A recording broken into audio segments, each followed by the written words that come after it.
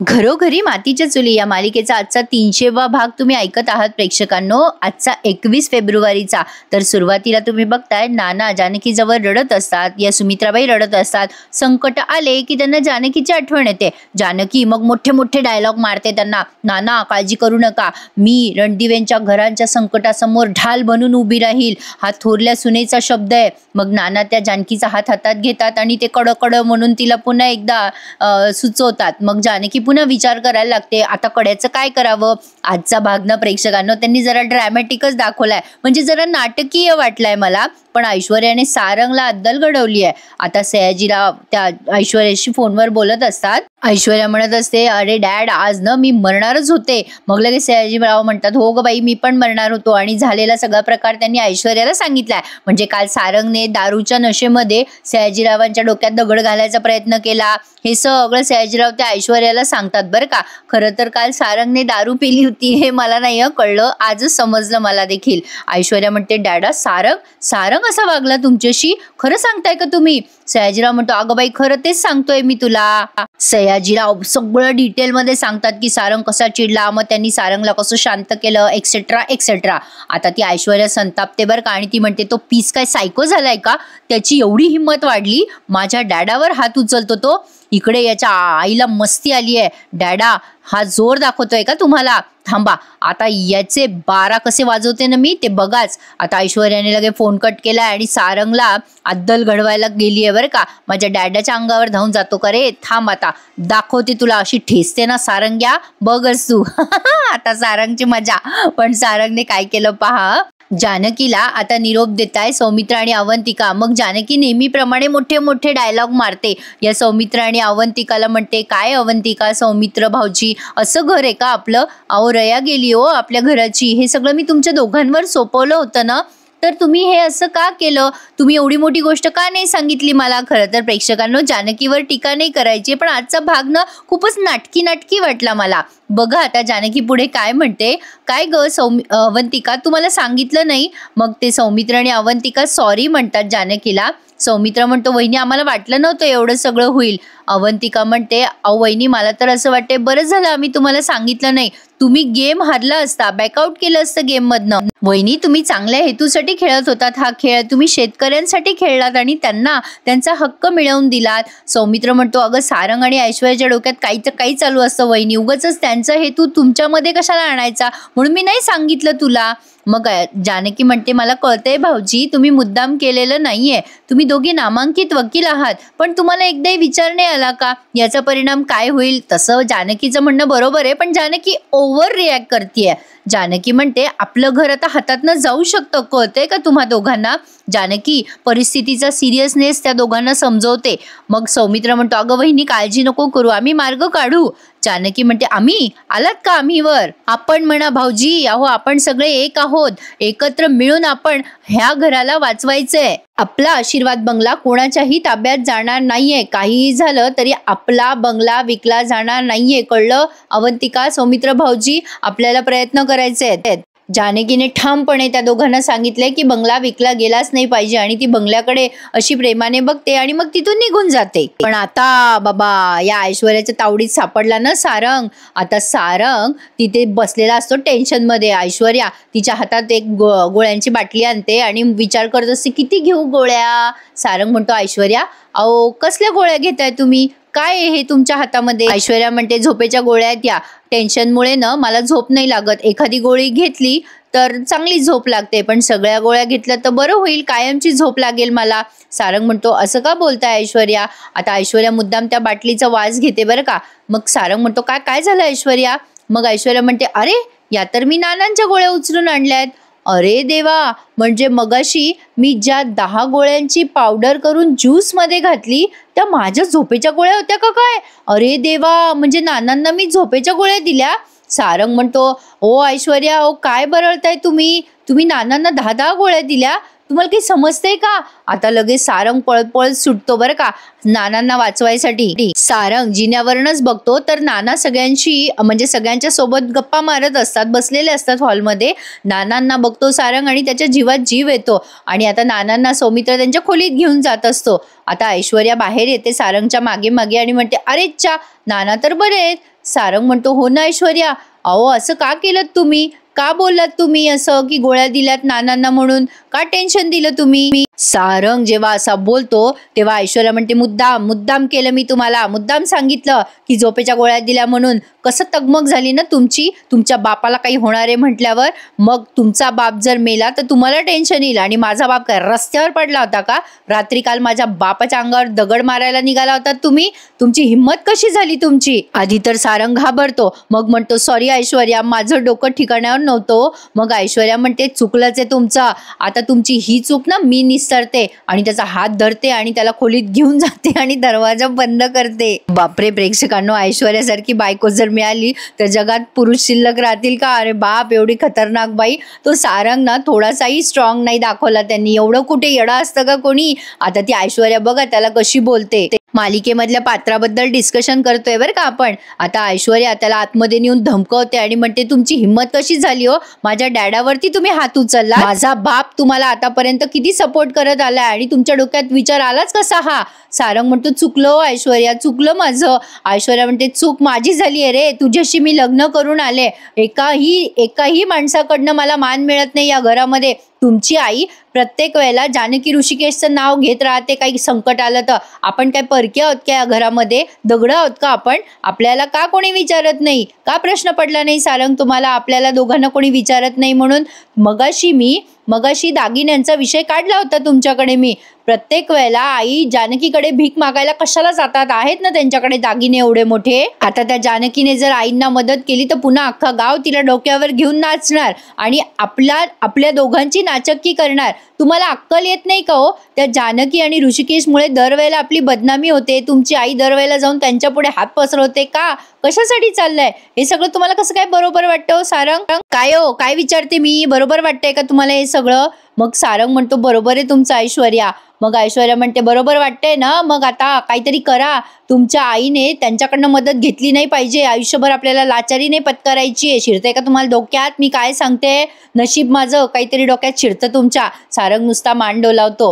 आता ऐश्वर्या पुढे विचार करते, काय करायचं. इकडे बिचारा तो ऋषिकेश या जानकीमुळे टेन्शन मध्ये, आणि इकडे सारंग ऐश्वर्यामुळे टेन्शन मध्ये. जानकी घरी आल्या आल्या ऋषिकेश संतापतो आणि म्हणतो, गेली होती ना त्या रणदिव्यांच्या घरी, काय करू ग जानकी मी तुझं, डोकं आपटू का ग तुझ्या समोर, कशाला जाते ग तिथे तीनदा, तुझा काय संबंध आहे तिथे जाण्याचा. नवऱ्याने काही सांगितलं तर ते धुडकावून लावायचं आणि आपल्याला पाहिजे तेच करायचं, हो ना. आता ऋषिकेश ओरडतो तेव्हा जानकी आणखीन मोठ्याने ओरडून सांगते, आपलं घर गहाण पडलंय. मग ऋषिकेश जरा भानावर येतो आणि म्हणतो, काय सांगतेस तू. मग जानकी म्हणते, आपला आशीर्वाद बंगला गहाण पडलाय सावकाराकडे. ऐश्वर्या आणि सारंग भाऊजींनी 5 कोटीचं कर्ज घेतलं आणि आता पैसे नाहीयेत त्यांच्याकडे. आईने फोन केला होता मला रडत, म्हणून मी गेले त्यांच्याकडे भेटायला. नाना आई टेन्शन मध्ये आहेत ऋषिकेश. अहो मी आईंना शब्द देऊन आले, काही झालं तरी मी ते घर वाचवणार, मी ते घर जाऊ देणार नाही. अहो ऋषिकेश, आपल्या मदतीची गरज आहे त्यांना. आता ऋषिकेश म्हणतो, कशी करणार आहे मदत आपण. मग जानकी म्हणते, अहो आपण 25 लाख रुपये जमवू ना, पहिला हप्ता द्यायचा आहे. ऋषिकेश म्हणतो, कुठून आणणार आहे 25 लाख रुपये आपण.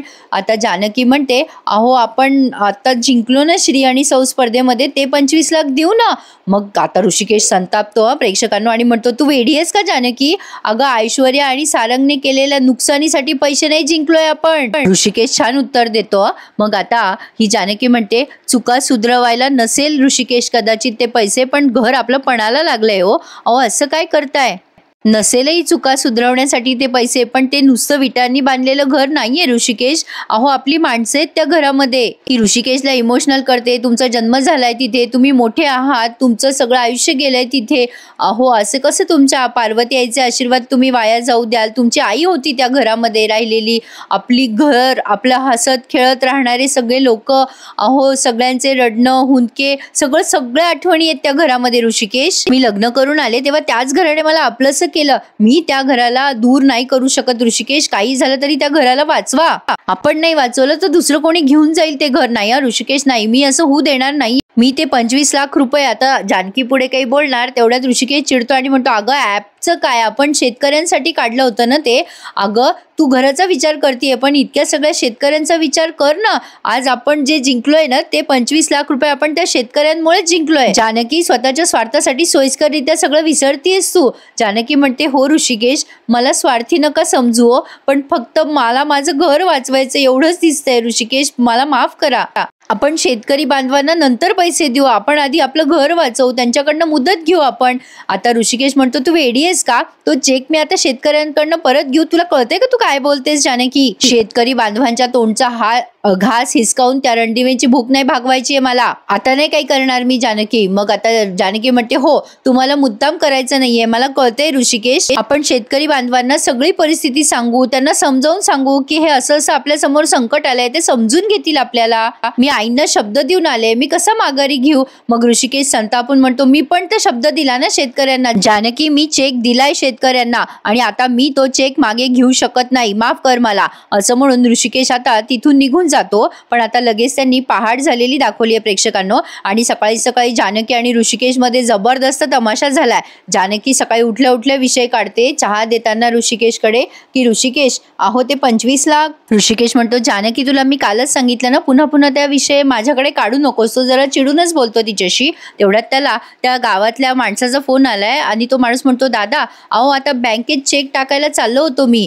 ऋषिकेश म्हणतो अहो तुम्हाला कालपासून सांगितलं मी संपतराव, अजूनही तुम्ही चेक का नाही टाकला बँकेमध्ये. मग ते दादा म्हणतात अहो निघालोच होतो, असं वाटलं तुम्हाला फोन करून सांगावं. बरं बरं मी बँकेत चेक टाकतो आणि लगेच तुम्हाला कळवतो. ऋषिकेश म्हणतो ताबडतोब टाका तो चेक, शेतकऱ्यांचा आहे, असं तू जानकीकडे बघून बोलतो. आता ते फोन कट करतात दादा आणि लगेच बँकेत जायला निघतात. पण आता इकडे जानकी संतापते ना त्या ऋषिकेशवर.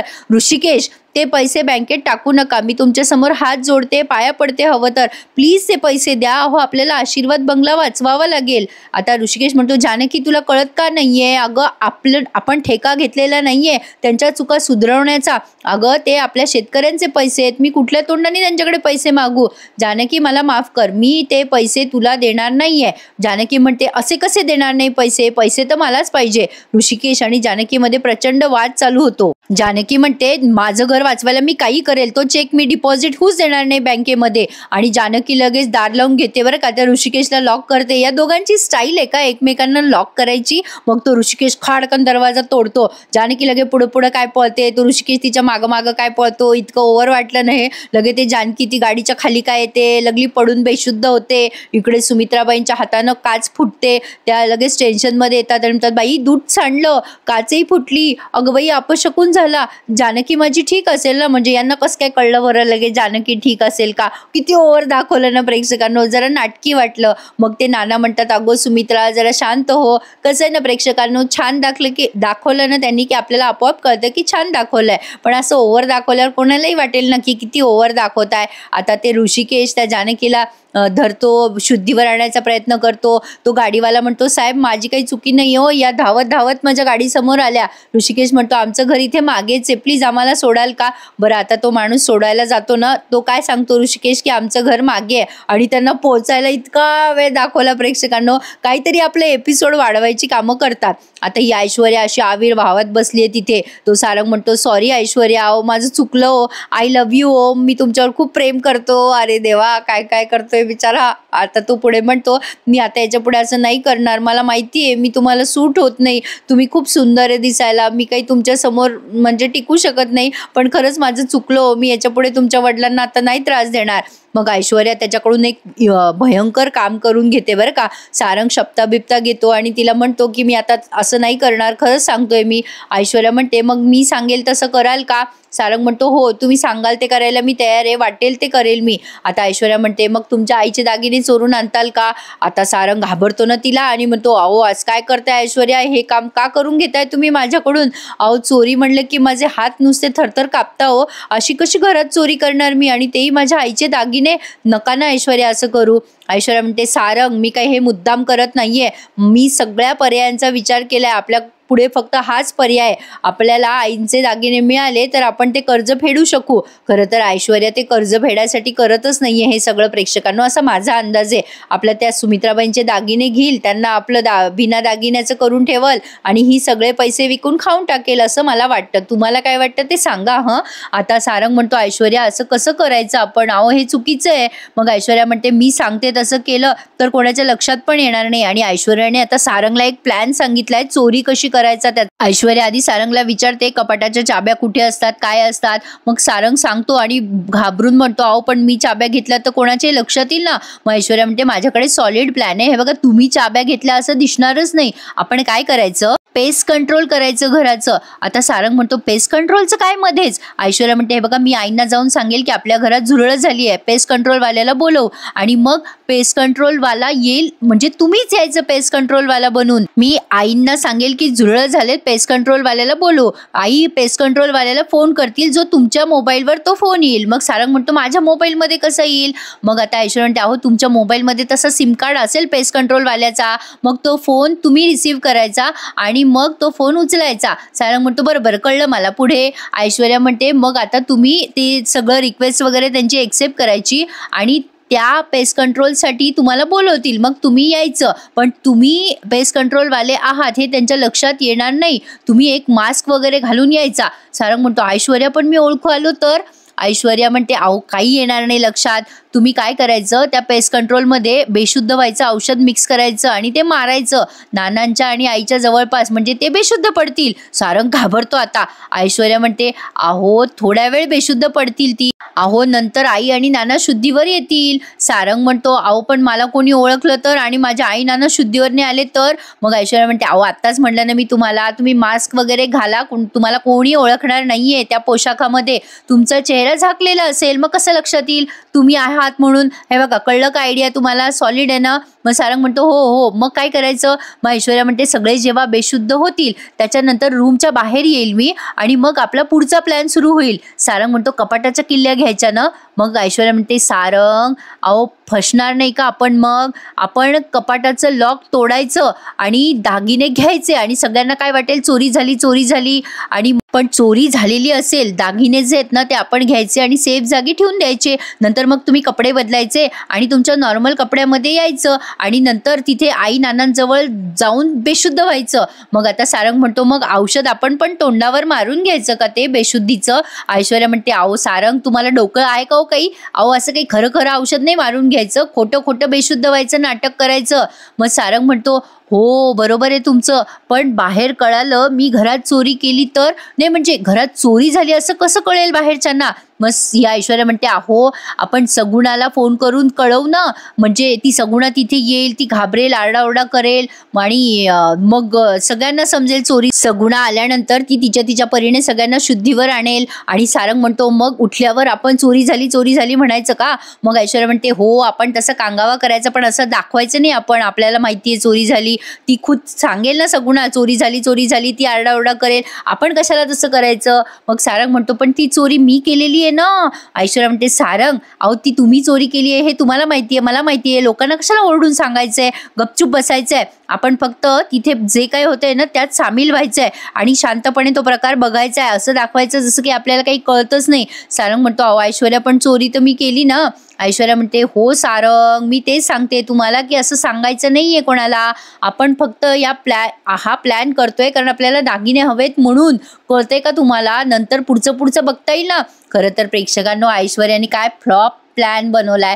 आता त्या सगुणाला ते कसे बोलवणार, बरं ठीक आहे बोलवलं तर बोलवलं, पोलीस लोक विचारणार नाही का तुम्ही कोणत्या पेस्ट कंट्रोलवाल्याला फोन केला होता, कशासाठी केलं होतं. पण आता सारंगला आलंय टेन्शन, हा सगळा प्लॅन वर्क होईल का. ऐश्वर्या म्हणते सगळं व्यवस्थित वर्क होईल आणि तुम्ही चोरी केली हेच घरातल्या जुळांसोबत डिस्कस करत बसा, असं म्हणून ती चुपचाप बसवते सारंगला. इकडे ही जानकी येते शुद्धीवर. मग हा ऋषिकेश तिला म्हणतो अगं जानकी शांत हो. जानकी लागली उठल्या पळायला जाते बरं का. ऋषिकेश ते पैसे मला घरच्यांना देऊ द्या हो. ऋषिकेश म्हणतो जानकी काय वेडेपणा लावलाय तू, अगं शांत हो, मला कळते तुझी धडपड, पण आपण असे शेतकऱ्यांचे पैसे देऊ शकत नाही. जानकी म्हणत असते, ऋषिकेश सांगा ना त्यांना बँकेत चेक डिपॉझिट करू नका. एकदा माझी गोष्ट ऐका हो ऋषिकेश, मी नंतर आयुष्यात तुमच्याकडे काहीच मागणार नाही हो. आता गरज आहे हो आपल्याला बंगल्यासाठी पैशाची. यावं असं काय करता ऋषिकेश, ऐका ना. ऋषिकेश म्हणतो, अगं वेडी आहेस का जानकी, अगं काय वेडेपणा करतेय. आता जानकी त्याला खूप फोर्स करते की त्या संपत काकांना फोन करा आणि पैसे बँकेत डिपॉझिट करू नका म्हणून सांगा. शेवटी ऋषिकेश मजबुरीने फोन लावतो त्या संपत काकांना आणि विचारतो, संपत काका काय हो पैसे डिपॉझिट झाले का, म्हणजे चेक वठवला का तुम्ही. मग ते संपत काका म्हणतात, हे काय दादा, आत्ताच बँकेत जाऊन आलो आणि आपला चेक क्लिअर बी झाला बघा लगेचच्या लगेच. आता ऋषिकेश तो फोन मुद्दाम स्पीकरवर टाकतो आणि जानकीला ऐकू जाईल असं बघतो. आता ते शेतकरी दादा म्हणतात तिकडनं, ते संपत दादा, की तुमचे उपकार येतो दादा, तुमच्यामुळे आपले शेतकरी आता पुढे जातील. तुम्ही आणि ताईंनी खूप मेहनत घेतली. आता शेतकरी कीटकनाशकं घेऊ शकेल, बिया घेऊ शकेल, सगळं तुमच्यामुळे झालंय. आता कामं मार्गी लागतील. जानकी आता ते सगळं ऐकते आणि तिला आता तिच्याच निर्णयाचा पश्चाताप होतो की आपण हा काय वेडेपणा करतोय. ऋषिकेश त्यांना म्हणतो, बरं दादा फोन ठेवतो मी. आणि आता फोन ठेवल्यावर तो जानकीला म्हणतो, बघ जानकी, अजूनही तुला वाटतंय का आपलं ॲप हे बंद करावं, म्हणजे ते ॲप बंद करून तुला तुझ्या आयुष्यातल्या अडचणी दूर करायच्या आहेत का. जानकी, अगं कुठल्या तोंडाने म्हणू मी त्यांना पैसे परत करा, तू अशी काय करतेस वेडेपणा. मग आता ऋषिकेश तिला जवळ घेतो, ती खूप रडायला लागते. ती म्हणते, काय करू ऋषिकेश मी, अहो आपल्याला आपलं घर वाचवायचंय ना, मला सुचत नाहीये काही. ऋषिकेश, आपल्याला घर वाचवावं लागेल, असं काय करताय तुम्ही, आपले आई नाना रस्त्यावर येतील. मग ऋषिकेश म्हणतो, अगं पण त्या सारंगला आणि त्या ऐश्वर्याला मूर्खपणा करायचं सांगितलं कोणी होता, एवढं कर्ज का घेतलं ते. जानकी, ते घर तुटलंय आपल्याला आता ग, तू नको एवढा विचार करू त्यांचा. जानकी चिडून म्हणते, ऋषिकेश घर तुटलं म्हणू नका, अहो नाळ जोडली गेली आहे आपली त्या घराशी, आणि काही झालं तरी मी त्या घराचा विचार करणं सोडणार नाही.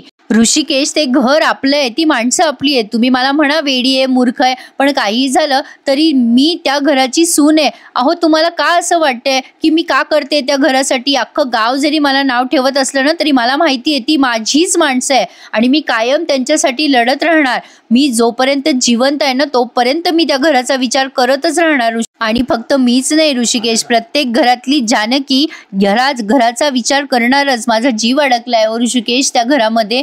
ऋषिकेश, नका मला त्या घरापासून लांब करू, त्या घराला वाचवा ऋषिकेश, त्या घराला वाचवा. असं म्हणून जानकी आता खूप रडते. ऋषिकेश तिला जवळ घेतो, प्रेमाने समजवतो. आणि आता प्रेक्षकांनो, हा भाग त्यांनी संपवलाय, मस्त दाखवलाय भाग. जानकीचं म्हणणं चुकीचं नाहीये, पण तिची जी रिॲक्शन आहे ना ती नक्कीच चुकीची आहे. आता बघा पुढच्या भागात हे सगळे जेवायला बसलेले असतात.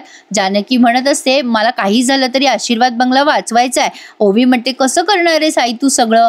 मग आता जानकी म्हणते, करायचंय कसं माहिती नाही, पण नानांजवळ काहीतरी असं आहे त्यामुळे आपलं घर वाचू शकतं. आता जानकीला ते कड्याचं रहस्य आठवतं आणि ती सौमित्राला फोन करून सांगते की नानांना कड्याबद्दल. सौमित्र जाऊन नानांना विचारतो, नाना ते कडं कुलूप किल्ली काय प्रकार आहे. आता नाना सौमित्राला सांगतील बहुतेक, पण आता सारंग पेस्ट कंट्रोलवाला बनून घरात शिरलाय. काय वाटतं तुम्हाला, सारंग सुमित्राबाईंचे दागिने चोरू शकेल का. इकडे जानकी देवाजवळ प्रार्थना करते. मला कमेंट करून नक्की कळवा. आज थोडा उशिरा आला एपिसोड, त्याबद्दल क्षमा असावी, पण आजचा भाग कसा वाटला मला नक्की सांगा प्रेक्षकांनो. आणि आपल्या चॅनलला आठवणीने सबस्क्राईब करा. भेटूयात उद्या, तोपर्यंत धन्यवाद.